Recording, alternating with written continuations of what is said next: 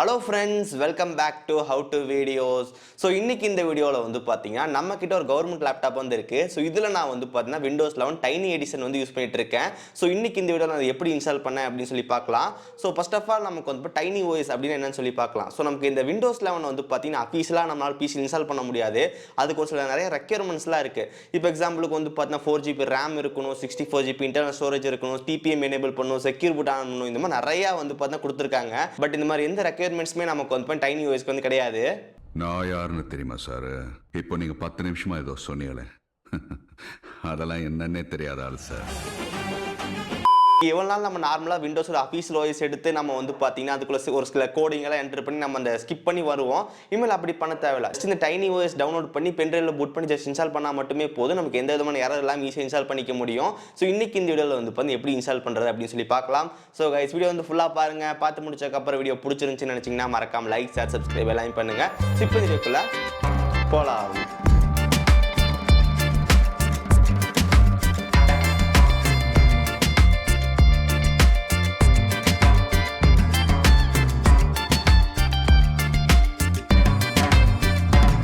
First of all உங்ககிட்ட இருக்கிற browser வந்து ஓப்பன் பண்ணிக்கோங்க. ப்ரௌசரில் வந்து பார்த்தீங்கன்னா டைனி ஓஎஸ் Windows 11 அப்படின்னு டைப் பண்ணுங்க. உங்களுக்கு ஃபஸ்ட்டாக ஒரு ரிசல்ட்டை வந்து பார்த்தீங்கன்னா கிளிக் பண்ணிடுங்க. வெப்சைட்குள்ளே வந்ததுக்கப்புறம் டவுன்லோட் ஆப்ஷன் அப்படின்னு சொல்லி சைடில் வந்து இருக்கும். அதில் வந்து பார்த்தீங்கன்னா ISO இமேஜ் இருக்கும். அதை வந்து செலக்ட் பண்ணுங்க. அதை கிளிக் பண்ணும்போது நிறைய வெர்ஷன் வந்து காட்டும். ஸோ அதில் வந்து 22H2 Beta 2 no system requirement இருக்கும். அதை வந்து பார்த்து செலக்ட் பண்ணிக்கோங்க. இதோட ஃபைல் சைஸ் உங்களுக்கு வந்து பார்த்தீங்கன்னா ஒரு 3.6 GB கிட்ட வந்து பார்த்தீங்கன்னா இருக்கும். ஒன்ஸ் நம்ம ஃபைல் டவுன்லோட் ஆகி முடிச்சதுக்கப்புறம் நமக்கு இந்த ஃபைலை வந்து பென்ட்ரைவில் பூட் பண்ணணும். அதுக்கு வந்து பார்த்தீங்கன்னா நமக்கு ஒரு பென்ட்ரைவ் வந்து தேவைப்படுது. இந்த பென்ட்ரைவ் மினிமம் வந்து பார்த்தீங்கன்னா 8GB இருக்கிற மாதிரி வந்து பார்த்துக்குங்க. இப்போ என்னோட பிசியில் வந்து பார்த்தீங்கன்னா பென்ட்ரைவ் கனெக்ட் பண்ணிட்டேன். ஸோ உள்ள நமக்கு வந்து பார்த்தீங்கன்னா என்ன இருந்தாலும் வந்து பார்த்தீங்கன்னா எடுத்து வச்சுக்கோங்க. ஏன்னா இந்த டைம் நமக்கு வந்து பென்ட்ரைவ் வந்து ஃபுல்லாக ஃபார்மட் ஆயிரும்.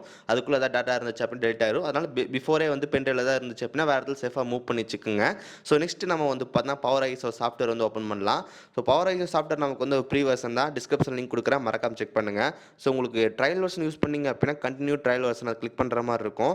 ஒன்ஸ் உள்ளே போனீங்க அப்படின்னா டூல்ஸில் வந்து பார்த்தீங்கன்னா யூஎஸ்பி டூல்ஸில் கிரியேட் பூட்டபிள் யூஎஸ்பி டிரைவ்னு இருக்கும். ஜஸ்ட் வந்து first of all administration permission வந்து கேட்கும். திரும்பி உங்களுக்கு வந்து ரீஓப்பன் வந்து ஆகும். மறுபடியும் வந்து கண்டினியூ ட்ரையல் வெர்ஷன் வந்து கொடுத்துடலாம். இப்போ உங்களுக்கு வந்து இப்போ இமேஜ் ஃபைல்னு இருக்கும். ஸோ இமேஜ் ஃபைல்ன்றது நம்ம டவுன்லோட் பண்ண அந்த டைனி ஓஎஸோட ஃபைல் நான் வந்து இப்போ செலக்ட் பண்ணிக்கிறேன். அதுக்கடுத்து நமக்கு வந்து பார்த்தீங்கன்னா பென்ட்ரைவ். ஸோ நமக்கு வந்து பார்த்தீங்கன்னா கரெக்டாக இந்த பென்ட்ரைவ் செலக்டாக இருக்கான்னு வந்து பார்த்துக்கோங்க.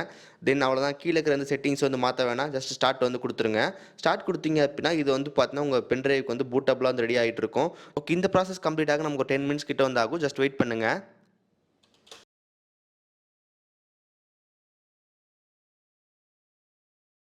ஓகே, இப்போ நமக்கு வந்து பார்த்தீங்கன்னா ரைட்டிங் யூஎஸ்பி டிரைவ் சக்ஸஸ்ஃபுல்லி வந்துருச்சு. ஸோ நமக்கு பென்ட்ரைவ்லையும் நமக்கு வந்து பார்த்தா சக்ஸஸ்ஃபுல்லாக வந்து பூட் பண்ணிட்டோம். ஓகே, இதுக்கப்புறம் பென்ட்ரைவ் எஜெக்ட் பண்ணிவிட்டு நம்மளோட லேப்டாப்பில் வந்து கனெக்ட் பண்ணிக்கலாம்.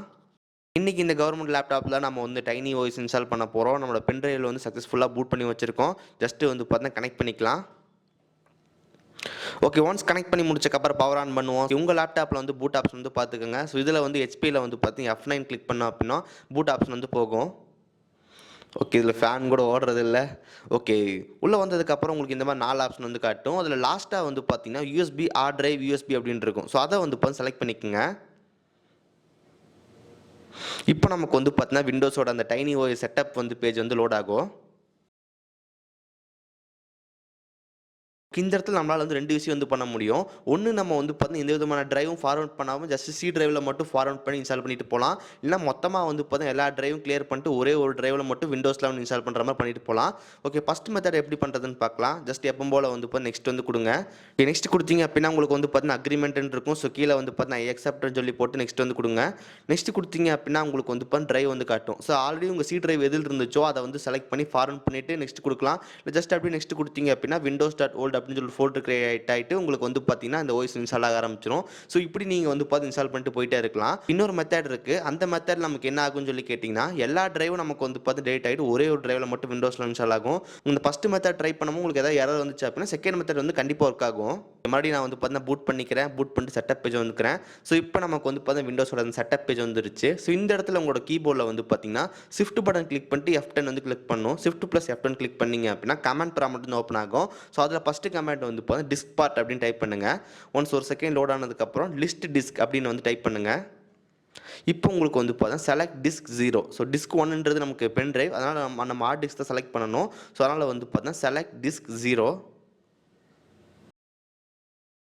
ஓகே, இப்போ நமக்கு வந்து பார்த்தீங்கன்னா டிஸ்க் 0 வந்து செலக்ட் ஆயிருச்சு. அதுக்கப்புறம் நமக்கு வந்து பார்த்தீங்கன்னா க்ளீன் ஒரு 2 செகண்ட்ஸ் கிட்ட வந்து ஆகும். க்ளீன் ஆகி முடிச்சதுக்கப்புறம் நமக்கு வந்து பார்த்தீங்கன்னா எக்ஸிட் போட்டு எக்ஸிட் ஆயிருங்க. ஓகே, அவ்வளோதான். நம்ம வந்து பார்த்தீங்கன்னா எல்லா ஹார்ட் டிஸ்க்கையும் வந்து டெலீட் பண்ணிட்டோம். ஓகே, நம்ம எல்லா டிரைவும் டெலீட் பண்ணிட்டு ஒரே ஒரு சிங்கிள் டிரைவா வந்து இருக்கும். ஸோ இப்போ நெக்ஸ்ட் குடுத்துட்டு நமக்கு வந்து பார்த்தீங்கன்னா ஐ அக்செப்ட்ன்னு இருக்கும். ஜஸ்ட் நெக்ஸ்ட் குடுக்கலாம். இப்போ உங்களுக்கு வந்து பாருங்க நம்ம டிரைவ் வந்து பார்த்தீங்கன்னா ஒரே ஒரு டிரைவ் மட்டும் இருக்கும். அன்அலோகேட்டட் ஸ்பேஸ்ன்னு இருக்கும். ஜஸ்ட் நமக்கு ஒரு 465 ஜிபிக்கு வந்து இருக்கு. ஓகே, ஜஸ்ட் அப்படியே நெக்ஸ்ட் குடுத்தீங்க அப்படின்னா ஆட்டோமேட்டிக்கா உங்களுக்கு வந்து பார்த்தீங்கன்னா விண்டோஸ் 11 வந்து இன்ஸ்டால் ஆக ஆரம்பிச்சிரும். ஸோ எனக்கு மொத்தமா எவ்வளோ நேரம் ஆச்சுன்னு கேட்டீங்க அப்படின்னா 30 மினிட்ஸ் கிட்ட வந்து ஆச்சு. ஸோ நான் இந்த வீடியோ வந்து பார்த்தீங்கன்னா கொஞ்சம் ஃபாஸ்ட் வந்து பண்ணிக்கிறேன்.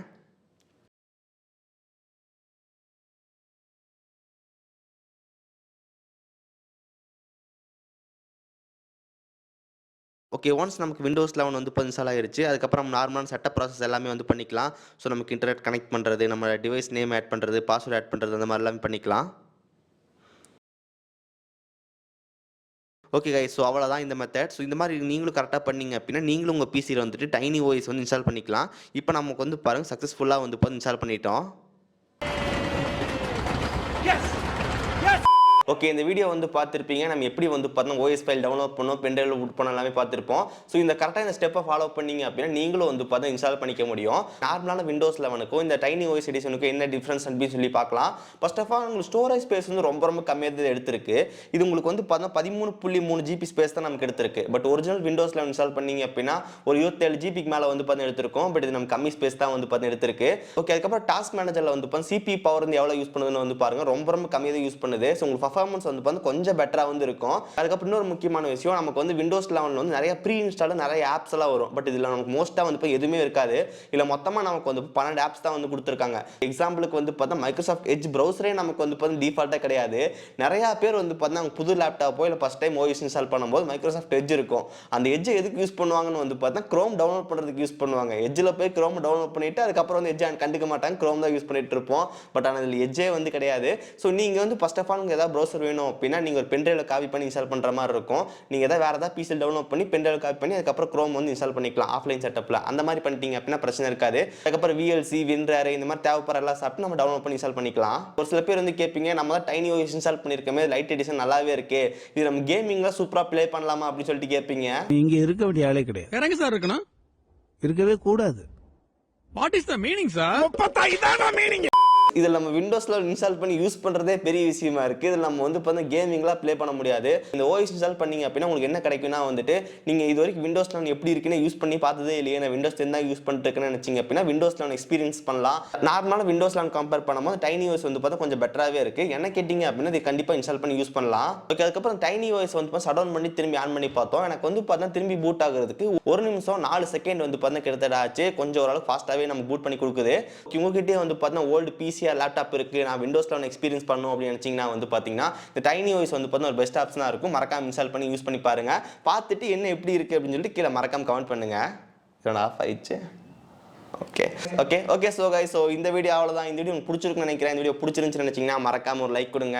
ஸோ இதே மாதிரி வீடியோஸ் பார்க்குறதுக்கு கீழே இருக்கிற கிளிக் பட்டன் கிளிக் பண்ணி மறக்காம சப்ஸ்கிரைப் பண்ணி ஃபாலோ பண்ணுங்க. ஸோ இந்த வீடியோ அவ்வளோதான். நாளைக்கு சந்திக்கிறேன். See you guys. Bye.